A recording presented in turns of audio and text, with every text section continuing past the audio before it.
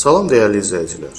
Bilirsinizmi, öd kisəsi xərçəngini əmələ gətirən, orqanizmdə buna kömək edən bir qrupun olduğunu.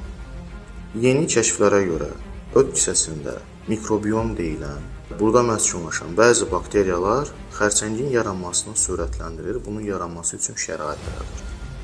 Öd kisəsi daşları əmələ gəldikdən sonra insanda öd kisəsi xərçənginin əmələ gəlmə tezliyi 4-5 dəfəyə qədər arta bilər. Hətta bu daşın ölçüsü 3 sm-dən daha böyük olduqda 57 dəfə daha çox xərçəng yaranma tezliyi arta bilər.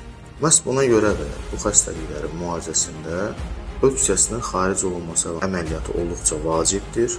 Bu əməliyyat vasitəsilə öd kisəsi xaric olunduqdan sonra həmin bu patoloji zəncirlər pliyadası qırılır və xərçəngiyə doğru irəliləmənin qarşısı alınır.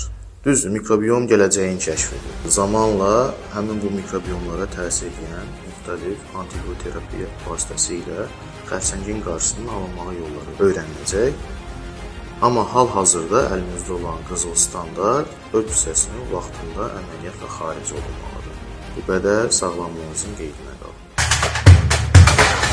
Medica Hospital. Doğru müalicənin doğru ünvanı.